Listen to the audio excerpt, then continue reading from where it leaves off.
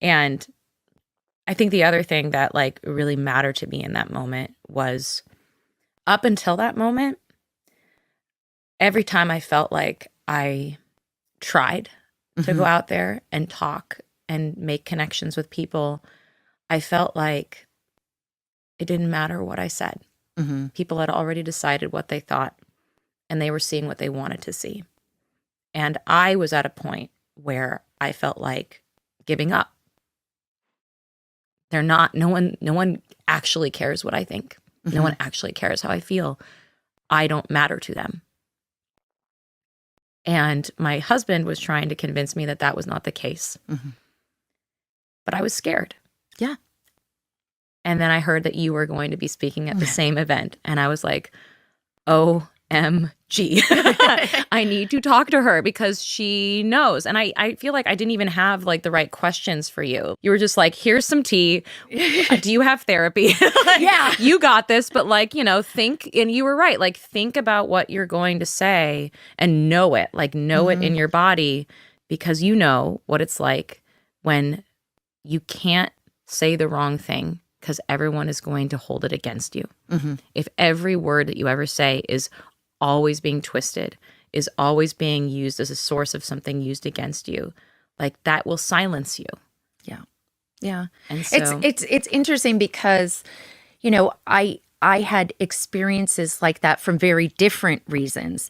And I have found, as we're preparing to go out to birth this baby into the world, I am having so much panic about saying the wrong thing, and that I wouldn't just be letting down myself. It's like this whole team of people who've worked so hard, and you and your story and all of these things. I think even when you go through something on such a big public stage, it's also a reminder to me for people who go through trauma privately, of this thing of like, something we don't talk about enough is how the switch doesn't go off one day. You're not quote unquote over your trauma. It's always sort of there. My therapist is a trauma psychiatrist, and, has just worked so hard with me to accept that, the number of times where it's like, I'm here again. What the fuck? Yeah. Like, how is that possible? How I thought I had done better. I thought I was fixed from this, or have this emotional experience, whatever those things are. And I don't want to say benefit, because there's not a benefit to the kinds of experiences we've had.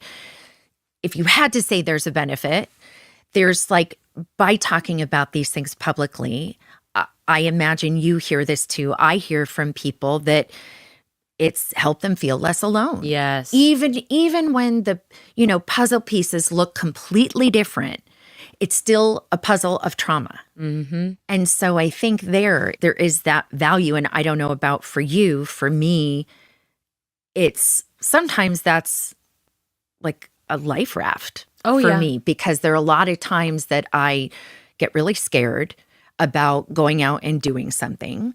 Or I get scared of failing. I get scared of losing everything. I get scared of a misstep. And rightfully so, I think, because stories like ours show that everything can be taken away from you. And whether or not you do something right or wrong, even, like, that's how powerless we are.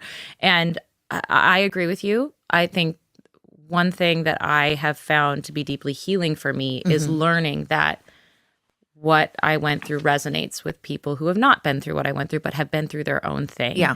I do think, and something that what you just were talking about actually reminded me of an essay I just put out on my Substack about recognizing the difference between discomfort and danger, and how like that's really interesting. And one of the consequences of going through a trauma is not only do you feel like you can't trust the world anymore, but you also feel like you can't trust yourself. Yeah, 100%. And you become sort of like psychologically colorblind, so that like red flags blur into green and you can't tell the difference.